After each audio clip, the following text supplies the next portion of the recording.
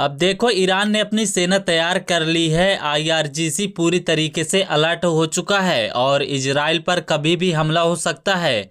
यानी कि लेबनान का बदला तेल अवीव में लेने के लिए ईरान अब मैदान में उतरने के लिए तैयार हो चुका है। और सबसे बड़ी खबर यह है कि ईरान में अब बातचीत करने से भी साफ इनकार कर दिया है।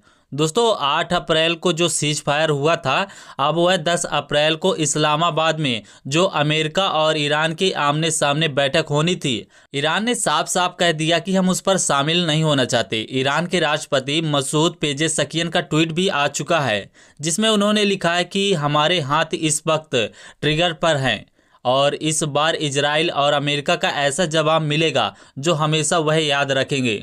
तो भाई, इस ट्वीट से पता चलता है कि ईरान कितने गुस्से में है। दोस्तों, असल में हुआ क्या है यह समझना बहुत ही जरूरी है। इस सीज फायर की बुनियादी शर्त यह थी कि लेबनान पर हमले रोके जाएंगे। इस बात पर अमेरिका राजी हुआ था।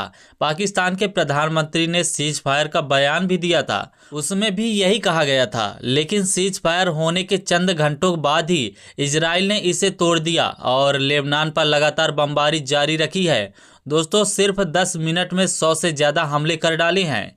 ईरान पर भी इजराइल ने हमला करने की कोशिश की है, लेकिन दोस्तों ईरान तो ईरान ही है, क्योंकि उसने ड्रोन को मार गिराया। इसके बाद ईरान सुबह से ही इजराइल को लगातार चेतावनी दे रहा है। ईरान वाले साफ साफ कह रहे हैं कि इजराइल अपना अटैक रोक दे, वरना ठीक नहीं होगा। इजराइल सीज फायर की शर्तें नहीं मान रहा है। लेकिन दोस्तों, यहीं पर ट्विस्ट आता है, क्योंकि इजराइल को आखिरी वार्निंग मिल चुकी है और ईरान ने अब अमेरिका को भी धमकी दे दी है। हम संधि तोड़ने वाले देश अमेरिका और उनके सहयोगी इजराइल को कड़ी से कड़ी चेतावनी देते हैं कि अगर लेबनान पर हमले को तुरंत नहीं बंद किया गया, नहीं रोका गया, तो हम ऐसा जवाब देंगे जिससे युद्ध क्षेत्र में हमलावरों को अपने ही अटैक्स पर पछतावा होगा और अमेरिका और इजराइल दोनों पर भी अटैक होगा। लेकिन इसके बावजूद इजराइल नहीं रुका। अब देखो, इजराइल लगातार अटैक करता जा रहा है और इसीलिए ईरान अटैक करने के लिए भी तैयार हो चुका है। आईआरजीसी ग्राउंड फोर्सेस कमांडर ने कहा है कि हमने देश के लिए बहुस्तरीय राष्ट्रीय रक्षा प्रणाली तैयार कर ली है और हमारी जो फोर्स है, हमारी जो सेना है, वह अटैक करने के लिए बिल्कुल तैयार हो चुकी है। इसके अलावा एक वरिष्ठ सुरक्षा अधिकारी ने तेहरान टाइम्स को बताया है कि अगर लेबनान पर हमले नहीं रोके जाते हैं तो कोई बातचीत नहीं होगी। यानी कि सीज फायर के बारे में पाकिस्तान के साथ मीटिंग होनी थी आमने सामने, लेकिन ईरान ने उसे करने से मना कर दिया। तेहरान टाइम्स के हवाले से खबर सामने आ रही है कि 10 अप्रैल को कहा जा रहा था पाकिस्तान में इस्लामाबाद में यह मीटिंग होने वाली थी और ईरान और अमेरिका आमने सामने बेंच पर बैठकर यह बात करेंगे किस तरीके से युद्ध को हमेशा के लिए रोका जाएगा या फिर इन बातों को कैसे दबाया जा सकता है। और इसीलिए 2 हफ्तों का यह सीज फायर भी हुआ था। लेकिन अब ईरान का यह कहना है कि लेबनान पर अगर इसी तरीके से अटैक होता रहा तो वह बात नहीं करेंगे, सीधा जवाब देंगे।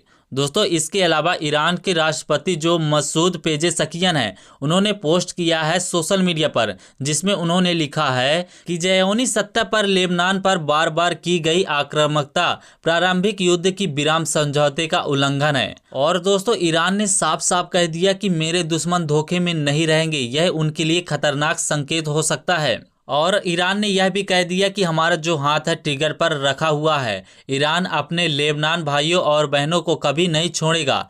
इजराइल लेबनान में दोबारा घुसपैठ करने की कोशिश कर रहा है। सारे समझौते किए जा रहे थे, जो हमारे 10 पॉइंट्स थे उनका उल्लंघन है, जबकि ईरान इन सब शर्तों को मान रहा था। ईरान बातचीत के लिए राजी भी हो गया था। ईरान ने सीज फायर की बात को भी आगे बढ़ाया था, लेकिन इजराइल इसको नहीं मान रहा है। अमेरिका ने भी कहा कि लेबनान पर हमला नहीं होगा। पाकिस्तान ने भी जो सीज फायर का स्टेटमेंट दिया था, उसमें भी यही कहा गया था कि यह लेबनान पर अटैक रोका जाएगा, लेकिन ऐसा कुछ भी नहीं हो रहा है। और ईरान के इस बयान से पहले ही दोस्तों इजराइल की ओर से बहुत बड़े बयान सामने आए हैं। इजराइल के प्रधानमंत्री बेंजामिन नेतन्याहू ने कहा कि उनका मकसद अभी पूरा नहीं हुआ है और वह उसे पूरा करके ही रहेंगे। दोस्तों, चाहे इसके लिए जंग वापस से शुरू क्यों ना करनी पड़े। यूरेनियम का उन्होंने जिक्र किया और इसी के बाद ताबड़तोड़ अटैक हो रहा है। यानी कि दोस्तों देखा जाए कि इजराइल कहीं ना कहीं से सीज फायर को नहीं मान रहा है। शुरुआत में बेंजामिन नेतन्याहू पहले तो ईरान पर अटैक कर रहे थे, लेकिन अब जब ईरान से कंट्रोल बाहर हो गया तो वह ईरान पर अटैक नहीं कर सकते हैं, तो वह अब लेबनान पर अटैक कर रहे हैं। जबकि सीज फायर के रोल में लेबनान पर अटैक न करने का बात कहा गया था, लेकिन इस बार ईरान नहीं रुकेगा दोस्तों, क्योंकि अब उसने बदला लेना शुरू कर दिया है। खबर आ चुकी है ईरान से जुड़े एक हंदला नाम के एक हैकर ग्रुप ने इजराइल सेना के पूर्व हर्जी हवेली के फोन और बाकी डिवाइसों को हैक कर लिया है। हैकर ग्रुप का यही कहना है कि वह कई सालों से चुपचाप उनके सिस्टम में घुसा था और दोस्तों इसी दौरान उसने हजारों फोटो और वीडियो भी इकट्ठा किए हैं। और इसी हैकर ग्रुप का दावा भी है कि उन्हें इजराइल की सीक्रेट मीटिंग, सेना के ठिकाने और अंदर की कई सारी अहम जानकारी मिलती रही है। दोस्तों ग्रुप ने कुछ फोटो और वीडियो भी जारी किए हैं जिसमें हवेली को अलग सैन्य ठिकानों पर जाते हुए, मीटिंग करते हुए, अधिकारी को बात करते हुए देखा जा रहा है। उस तस्वीरों में उनकी निजी जिंदगी से भी जुड़ी बात बताई जा रही है, जिनमें उनका परिवार आता है, कई फोटो, कई पहचान पत्र जैसी चीजें शामिल हैं। इस लीग में कुछ ऐसी मुलाकातें भी सामने आई हैं जिसके बारे में ऑफिशियल सार्वजनिक तौर पर कभी कोई जानकारी नहीं रही है, जैसे कि जॉर्डन, कतर में हुई बैठकें। दोस्तों इसके अलावा डोनाल्ड ट्रंप ने पोस्ट कर दिया है कि जब तक ईरान के साथ हुआ समझौता पूरी तरीके से लागू नहीं होता है, तब तक अमेरिकी सेना ईरान के आसपास तैनात रहेगी। और इस खबर का यही मतलब होता है कि ईरान की शर्तें इजराइल तोड़ रहा है और इसीलिए अब ईरान भी अटैक करने के लिए तैयार हो चुका है। दोस्तों ईरानी सेना पूरी तरीके से तैयार हो चुकी है। IRGC लगातार ईरान की ओर से इजराइल को वार्निंग भी दे रही है और चेतावनी भी दे रही है। दोस्तों इजराइल को हिजबुल्लाह पर अपना अटैक तुरंत रोक देना चाहिए, लेबनान पर यह अटैक रोक देना चाहिए, वरना उसकी सेना भी अटैक करने के लिए तैयार हो जाए।